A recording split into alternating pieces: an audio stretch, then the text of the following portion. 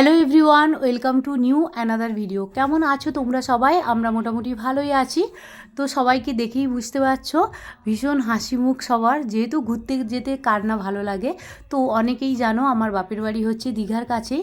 তো আজকে সবাই মিলে দীঘা যাওয়ার উদ্দেশ্যেই রওনা দিয়েছি। আগে দুবারও এসছিলাম, যেহেতু আমার ভাইয়ের বউ দীঘা যেতে পারবে না, তো এই কারণে আমাদের যাওয়ার প্ল্যানটাও ক্যান্সেল করে দিয়েছি। আমরা চলে যাব, ও বাড়িতে একা থাকবে, তো এই কারণে আর যাইনি। কিন্তু এবারে তো যেতেই হবে, আমার ছেলের খুব বায়না যে ওকে দীঘা এবারে নিয়ে যেতেই হবে। তো এই কারণে সবাই মিলে বেরিয়েছি। তো চলো আগে বেরোই, তারপর তোমাদের সাথে কথা বলছি। অবধি হাই আমি হাই বল।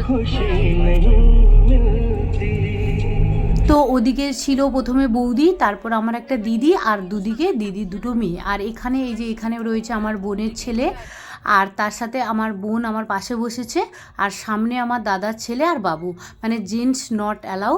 তো আমরা সব মেয়েরা মিলেই বেরিয়েছি, আর মা আর আমার ভাইয়ের বউ বাড়িতে আছে। যেহেতু শিউলি আসবে না, তো ওই কারণে মাও আসেনি। মা বললো তোরা এখন ঘুরে যা, আমি পরে চলে যাব। তো এই কারণে মা আর আসেনি। তো এখন চলো, চলে এসেছি দীঘার কাছে। তো ঢুকে গেছি দীঘার গেটে। তো চলো এখন যাওয়া যাক।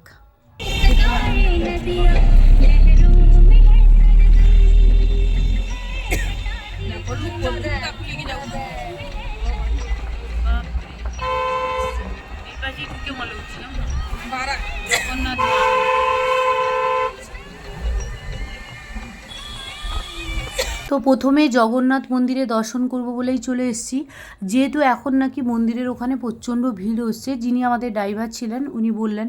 তো এই কারণে আমরা ভাবলাম যে চলো আগে মন্দির দর্শন করে নিই, তারপর দীঘায় গিয়ে যেহেতু স্নান করব বলেই কিন্তু আমি শাড়ি পরে এসেছি। কিন্তু আলটিমেট আমি আর স্নান করতে পারিনি, সেটা কেন সবটাই তোমাদের সাথে শেয়ার করব। তো চলো পুরো ভিডিওটা দেখতে থাকো। তারপর দেখো চলে এসেছি একদম মন্দিরের গেটের সামনে। তো চলো মন্দিরের ভেতরে ঢুকি, তারপর দেখাচ্ছি তোমাদেরকে।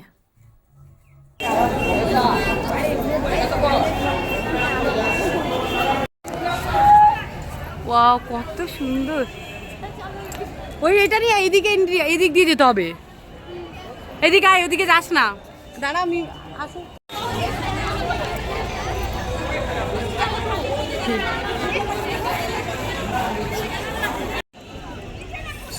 দেখা চলো, আর এই এক জায়গায় না, আমার উপরে চলো। অনেক জায়গা আছে।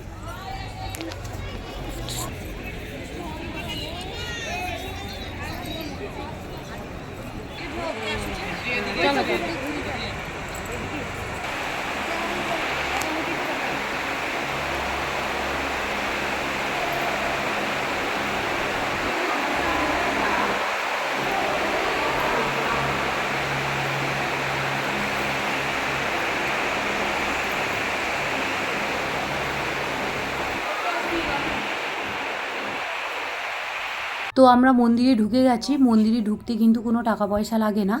তো তারপর মন্দিরে ঢুকে এই যে দেখো এখানে রয়েছে পদ্ম ফুল, খুব সুন্দর জায়গাটা, খুব সুন্দর মন্দিরটা। তো চলো পুরোটা তোমরা এখন দেখো।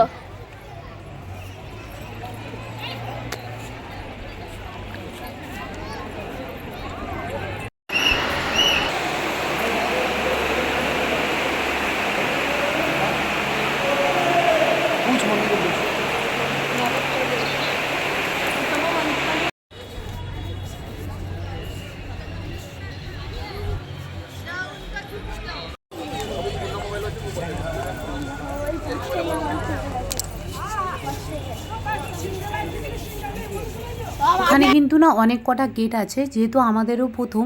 তো এই কারণে প্রথমে দুটো গেট দিয়ে ঢুকে, এবার যে এটা দেখতে পাচ্ছ এখানে মোটামুটি কাজ চলছে এখনও। এটা দিয়েই যাব একদম জগন্নাথ দেবের দর্শন করতে। তো চলো তোমাদের সাথে শেয়ার করছি।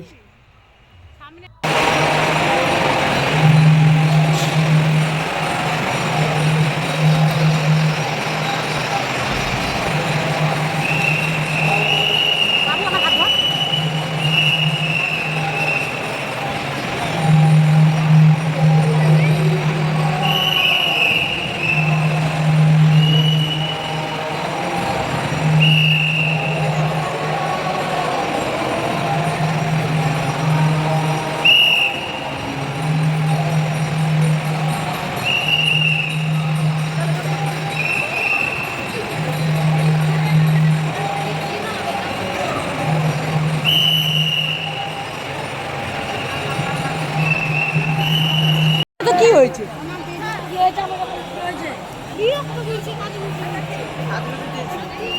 বাবু বাবু ওই ঘোড়ার কাছে একটা দাঁড়াবি যা তো।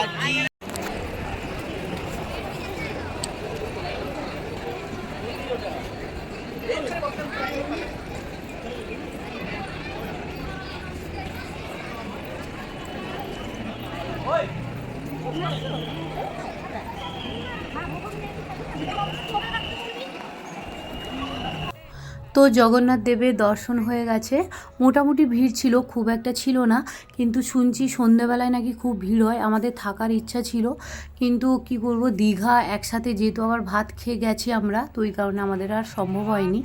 তো তারপর দেখো লাইনে দাঁড়িয়েছিলাম, এখানে প্রথমে বুঝতে পারছিলাম না যে এটা কিসের লাইন। তারপরে ভেতরে গিয়ে শুনলাম যে ওখানে প্রসাদের লাইন, একটা হচ্ছে 50 টাকা আর একটা এমনি সন্দেশ দিচ্ছে, আর যদি টাকা দিয়ে নিতে চাও তাহলে নিতে পারো। তো চলো আমরা প্রসাদ নিয়েছি, দেখাচ্ছি যে কি প্রসাদ দিয়েছে। শুধু এখানে দিয়েছিল গজার প্রসাদ।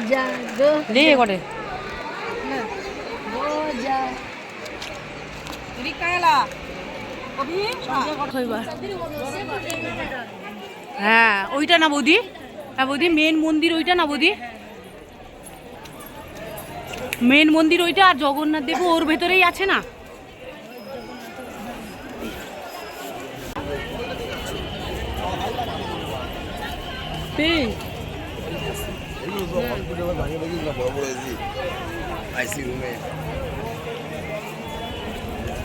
ওই কি সুন্দর লাগছে না পারবা, নে দাঁড়া। তো আমাদের মোটামুটি ঘোরা কমপ্লিট হয়ে গেছে। আমরা সামনের গেট দিয়ে ঢুকেছিলাম আর এই দিক দিয়ে বেরোচ্ছি, যেখান দিয়ে এক্সিট আছে।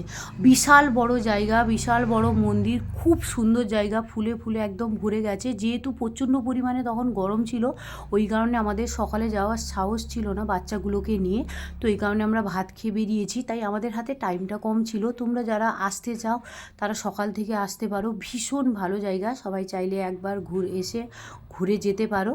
তো চলো আজকের মতো এইটুখানি, পরে আমি দীঘার ভিডিও নিয়ে আসছি যে দীঘায় আমরা কি করেছিলাম। তো চলো টাটা, বাই বাই।